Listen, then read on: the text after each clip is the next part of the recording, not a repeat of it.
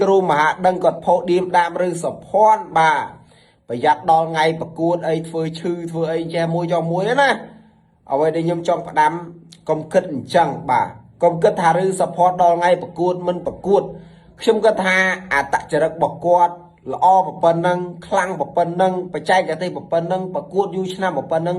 គាត់មិនអាចលុបកិត្តិយសដោយសារតែរឿងប៉ុណ្ណឹងបាទទេបាទយល់ទៅយើងត្រូវឲ្យតម្លៃកីឡាករខ្មែរគ្នាឯងរឿងសុភ័ណ្ឌជាកីឡាករមួយជើងចាស់គាត់ប្រកួតយូរហើយគាត់មិនអាចលុបគេឈ្មោះកិត្តិយសគាត់ដោយសារតែរឿងប៉ុណ្ណឹងទេរឿងសុភ័ណ្ឌសម្រាប់ចិត្តខ្ញុំគាត់នៅតែល្អបើទោះបីជា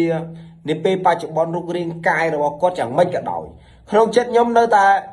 ចូលចិត្តគាត់ស្រឡាញ់គាត់យល់គាំទ្រគាត់ប៉ុន្តែសូមឲ្យហាត់ផងមិនមែនមកន័យថាគេស្រឡាញ់ចូលចិត្តឲ្យយើងអត់ហាត់មិនក៏បានណាបាទសម្រាប់ចិត្តខ្ញុំផ្ដល់តម្លៃឲ្យគាត់បាទរឿងសុភ័ណ្ឌប្រសិនបើអាចវាយជាមួយនឹងរ៉ូសឡែនបានល្អ